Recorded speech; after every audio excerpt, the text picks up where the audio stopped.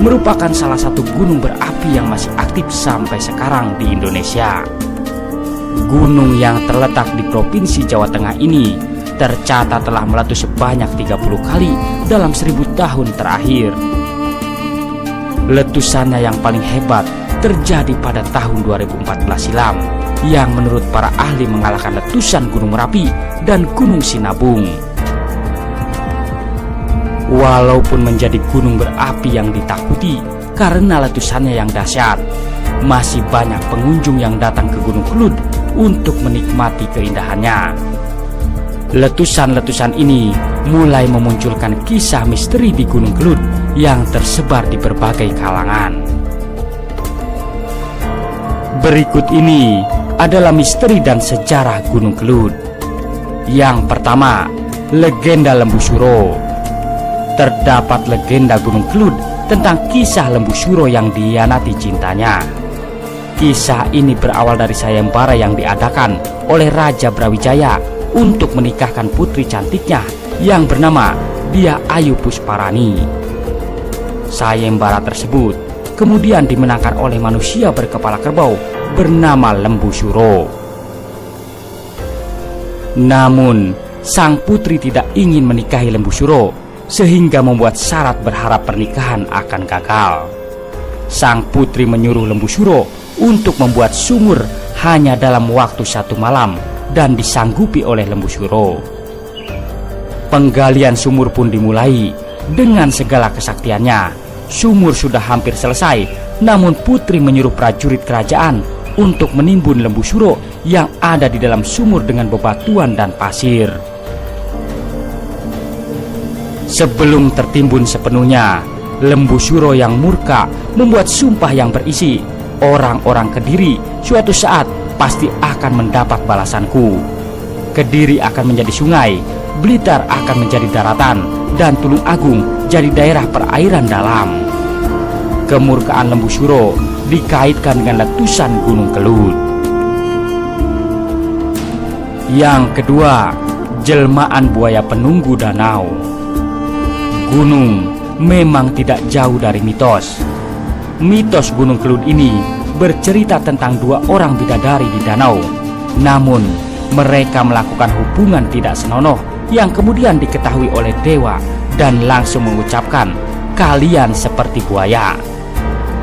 Karena kekuatan dewa yang besar, ucapan tersebut mengubah bidadari itu menjadi buaya yang sampai sekarang dipercaya menjaga Gunung Kelud.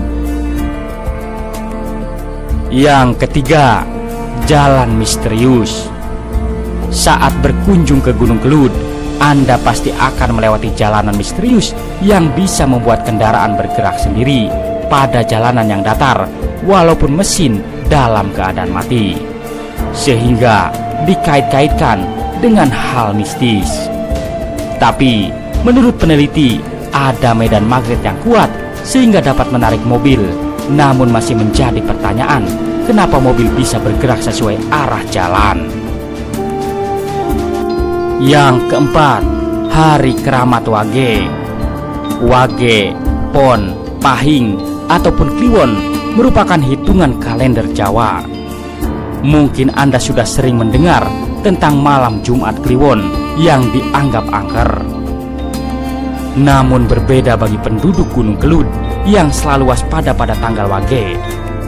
Karena letusan gunung yang beberapa kali meletus selalu jatuh pada Wage, seperti letusan pada tahun 1955, 1966, 1990, 2007, dan 2014.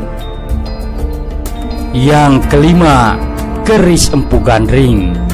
Pada zaman kerajaan Singosari, Empu Gandring adalah orang yang menciptakan keris dengan kesaktian yang luar biasa dan aura magis yang sangat jahat. Konon, keris ini direbut oleh Ken Arok dan digunakan untuk membunuh Empu Gandring, yang membuat keris tersebut semakin jahat di tangan yang salah.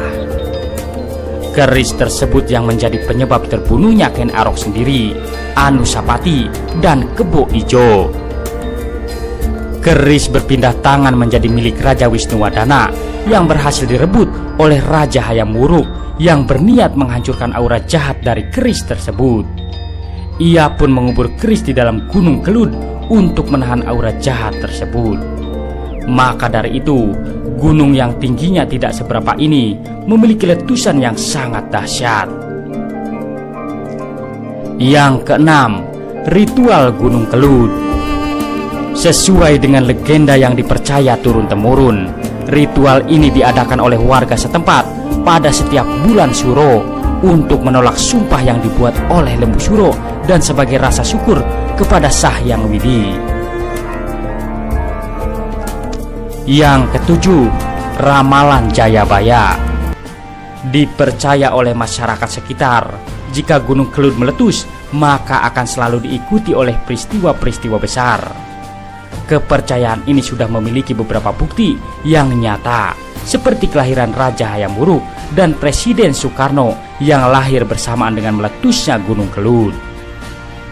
Terjadi letusan gunung pada tahun 1811, sebulan sebelum serbuan Inggris datang ke Indonesia. Tahun 1901 yang diawali dengan gerakan politik di Indonesia. Tahun 1919 sebagai awal gerakan kebangsaan Indonesia dan jatuhnya Orde Lama yang diganti menjadi Orde Baru pada tahun 1966. Itulah 7 misteri dan sejarah di Gunung Kelud. Terima kasih telah menonton.